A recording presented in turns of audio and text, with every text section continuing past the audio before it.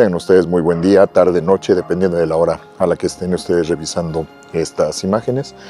Esto es el Retrodictor número 118 en su versión en corto número 7. El día de ayer subí una ciertamente buena, diría extraordinaria cantidad de videos para el promedio que yo estoy acostumbrado, que con trabajos me estoy acostumbrado a subir un video a la semana. Pues ayer subí nada más 3, entonces para mi porcentaje es muy alto, y pues ahora le vamos a agregar uno más porque fue un día cargadito de noticias, tanto en las cuestiones personales como a nivel internacional. Pero ahora a lo que quiero hacer referencia fue al fallecimiento de un personaje histórico dentro de la ciencia y la tecnología, en este caso como astronauta, que fue la muerte del astronauta Jim Lovell. Para muchas de las personas de las generaciones que vienen naciendo desde, pues prácticamente desde 1980 hacia acá, este nombre es cada vez menos conocido, y no se diga cuando estamos hablando ya de las generaciones de los Centennial en adelante, donde pues hablar ya de los viajes a la luna nos ha llevado a estos puntos ridículos en donde nos encontramos en la discusión de si siquiera fueron reales estos viajes a la luna, y que ya en los casos más extremos hay gente que no solo dice que nunca existieron, que fueron todos montajes, sino hay gente que te sigue insistiendo con que la Tierra, para acabarle de rematar, es plana, ¿no? Así de mal andamos en el conocimiento de la física de la secundaria. Literalmente hay muchas cosas que a mí me han tocado discutir en diversas ocasiones con diversos alumnos o algunas otras personas, y uno de los puntos que yo veo que recurrentemente aparecen son tonterías que ahora yo valoro cada vez más las clases que recibí de física básica de la secundaria, específicamente el maestro Manuel Murguía, en donde eran cosas muy simples, muy sencillas. La mayor parte de las clases las sufrimos porque era un maestro muy estricto, como se estilaba a finales de los 70 y principios de los 80, pero a mí me queda muy claro que hubo cosas que se me quedaron pegadas y que pues ahora le agradezco, y que afortunadamente tuve la oportunidad de agradecérselo personalmente al maestro Murguía la última ocasión que yo me di una vuelta allá al Instituto Don Bosco con los salesianos, que es donde yo estudié originalmente. Y dentro de las múltiples cosas que nos enseñó era a apreciar detalles de algo que a mí en lo personal ya de por sí me llamaba muchísimo la atención, que es el caso de los viajes a la luna. Y estos detallitos se me fueron quedando muy pegados, y sobre todo por alguna razón yo automáticamente el apellido Lovell lo relacionaba con Lodela, que eran muchos de estos modelos de avioncitos, que eran los avioncitos de plástico, pero que a veces tenían gran cantidad de detalles que se estilaba que se usaran para armar en aquel contexto. Y no sé, Lodela para mí implicó que se me quedara muy pegado el nombre. Ya después entendí que hubo otras razones por las que también el apellido se me quedó más pegado, sobre todo por el acontecimiento que ocurrió para si mal no recuerdo, debe de haber sido el mes de abril del año de 1970. Yo estaba muy chiquito, yo tenía nada más 3 años, pero el acontecimiento histórico importante fue la misión fallida, en ese caso del Apolo 13, que no pudieron alunizar como estaba programado, y que pues de hecho, de milagro, terminaron por volver a la Tierra prácticamente. No fue ningún milagro, fue todo un logro y todo un hito científico, y que se considera de hecho la misión como el fracaso más exitoso de la NASA. Entonces vamos a comentar algunos de los puntos importantes de lo que fue la vida de este astronauta, que fue muy lúcido, siempre fue muy analítico, muy crítico, y que tuvo aún mayor relevancia por la película de la que también haremos referencia en un momento. Entonces, de los primeros puntos que hemos de tomar en consideración para hablar de esta temática, Jim Lovell nace el 25 de marzo de 1928. Él ya estaba bastante grande, ya tenía 97 años de edad al momento de su fallecimiento, y él va a nacer de hecho en Cleveland, en Ohio. Él se graduó de la Academia Militar de los Estados Unidos para el año de 1952, y él comienza a calificar para estos experimentos que se van a hacer sobre todo a partir del año de 1958, cuando nace oficialmente la NASA, como nosotros la conocemos y la identificamos, en pleno desarrollo de la dichosa carrera espacial. Él se terminó convirtiendo en un piloto de pruebas, pero con una experiencia de vuelo de más de 7,000 horas y además no de vuelo comercial, sino de vuelo de riesgo, de vuelo en misiones, donde pues muchos de esos astronautas se terminaron entrenando en los escenarios de la guerra de Corea, algunos más adelante incluso en los escenarios de la guerra de Vietnam como tal, ¿no? Él va a quedar incorporado al equipo de la NASA a partir del año de 1962 como parte del segundo grupo de astronautas, es decir, ya no estamos pensando en las misiones de lo que fue el proyecto inicial de los primeros experimentos, en donde se lanzaba a una sola persona, en el caso del proyecto Mercurio, sino a él en este segundo equipo de astronautas le toca participar ya directamente para los experimentos de las misiones Gemini o Gemini, como se le suele decir también. Para el año de 1965, de hecho, le toca participar en una de estas misiones, en la Gemini número 7, que en su momento,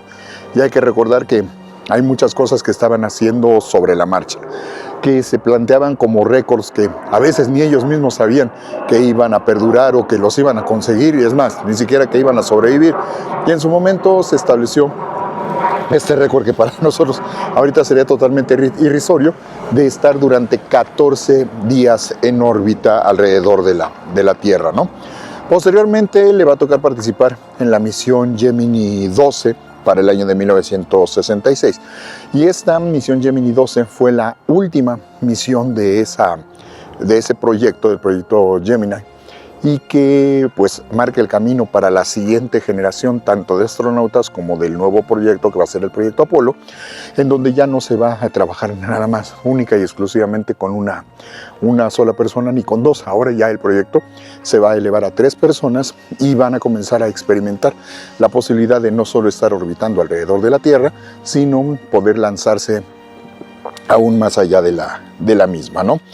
Para el siguiente proyecto, para la Apolo, a él le va a tocar participar también y le toca quedar integrado el año de 1968 a la primera misión que logra salir de la órbita terrestre y logra integrarse a la órbita lunar en esta misión que, para además llamar aún más la atención,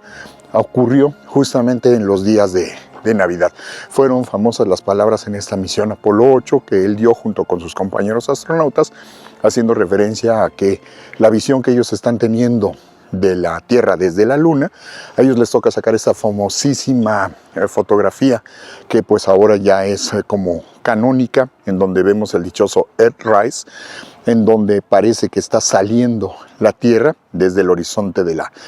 la Luna, ¿no? Hay por ahí la discusión de quién fue el que sacó la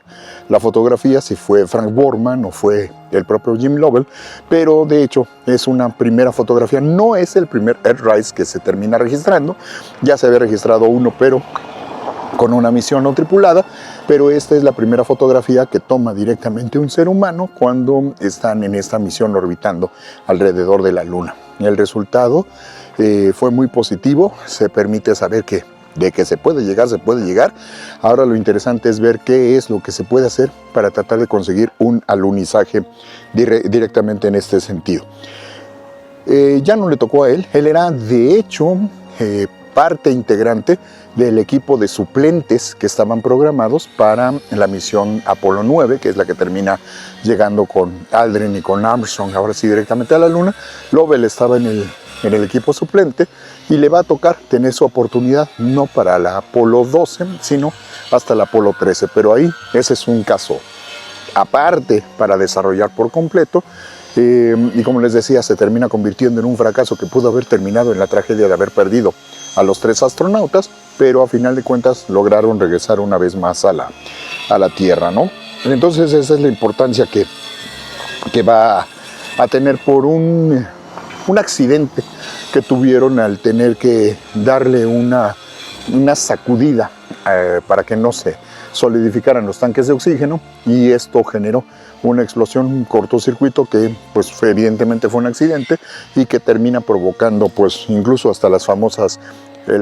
palabras que son canon cuando hablas de la historia del Apolo 13,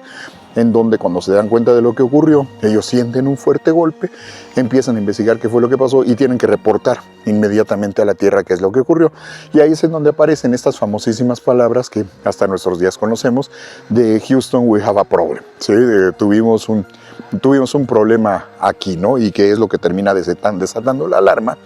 y que, reitero, esos detalles los trabajaré en alguna ocasión más adelante. Él después termina colaborando con el equipo de astronautas ya experimentados, pero para las siguientes misiones, que para su desgracia no van a ser demasiadas. A partir del fracaso, el año de 1970, van a venir ya la Apolo 14, 15, 16 y 17, pero a partir de ese momento, para el Apolo 17, para el año de 1972, el proyecto termina cancelado porque el objetivo principal, que era la de la colocación de un hombre en la Luna y traerlos de vuelta de regreso y traer muestras lunares y por supuesto toda la propaganda política que esto implica, pues ya se cumplió. Y propiamente la carrera espacial habría sido ganada por los Estados Unidos, por lo menos en lo simbólico. En lo científico, creo que hay muchas cosas que nos permiten saber que no fue precisamente el más importante ni el más grande de los logros, ¿no? Por eso es harina de otro costal. Jim Lovell termina recibiendo numerosos premios, incluyen la Medalla de la Libertad, la Medalla Presidencial. Él se retira oficialmente ya del proyecto de los astronautas a partir del año de 1973. Él había ya tenido la experiencia de trabajar en 4 vuelos espaciales, después trabaja en la industria privada y se dedica a la consultoría empresarial. Y para el año de 1994, él, con ayuda por supuesto, decide escribir y publicar un libro que se llamó Luna Perdida, Lost Moon, y habla sobre lo que fueron los peligros del viaje del Apolo 13. Como tiene un buen éxito editorial, deciden que la película se va a hacer. Hay un actor al que le interesa muchísimo el tema, que va a ser Tom Hanks, y él se clavó de una manera inmensa y termina desarrollando una amistad propiamente con Jim Lovell, al que él va a terminar interpretando en la pantalla, y fue tal la cantidad de información que compiló personalmente el propio Tom Hanks, que después él quedó inconforme porque mucho del material que consiguieron terminó quedando fuera de la edición de la película, que no dura más de 2 horas, y que él dijo es que hay muchísimas cosas muy interesantes que ya no se desarrollaron, y con base en ello decidió, junto con su productor y junto con el director Ron Howard, que producirían ahora una serie para televisión que se llama De la Tierra a la Luna, que va a aparecer por ahí del año de 1997-1998, aunque ahora para serie de televisión se quedó demasiado corta con respecto a la cantidad de información que ya el estudio de todo el proyecto Apolo hubiera implicado y hubiera requerido. Finalmente, pues Jim Lovell termina quedando ya como un conferencista muy reconocido y muy importante, y él termina falleciendo este pasado 7 de agosto del 2025, y pues es un momento de un personaje histórico reconocido por el gobierno de los Estados Unidos, un héroe sobre todo, glorificado por una misión que no pudieron llevar a la práctica, una misión que no pudieron cumplir y que ha generado toda una serie de polémicas, sobre todo por estas vertientes en donde se sigue insistiendo que lo del viaje a la Luna terminó siendo un montaje y que todo esto es totalmente falso. El día que gusten, con muchísimo gusto, si ustedes nos lo solicitan, nos lo piden, si se van suscribiendo a nuestro canal, el de Dr. Lecter's Cliovision, allá en YouTube, o nos van siguiendo en Instagram, en donde me encuentran como Lecter Pro Master, o me van siguiendo en Facebook, donde me encuentra como Doc Han Lecter, a través de estas fuentes de comunicación, ustedes me dan un like, ustedes le pican a la campanita y nos ponen en los comentarios o me mandan mensaje directo para aquellos que tienen directamente mi WhatsApp o mi Telegram, para que podamos desarrollar más de este tipo de planteamientos y podamos ir dando herramientas para que con el criterio ustedes se den cuenta que nuestro peor enemigo no es nuestro gobierno, nuestro peor enemigo es la ignorancia en la que nosotros a veces de una manera un tanto necia hemos permanecido durante los últimos, pues quisiera decir años, pero donde nos hemos mantenido prácticamente durante los últimos siglos. Entonces les agradezco mucho su atención y que tengan un excelente desarrollo de semana.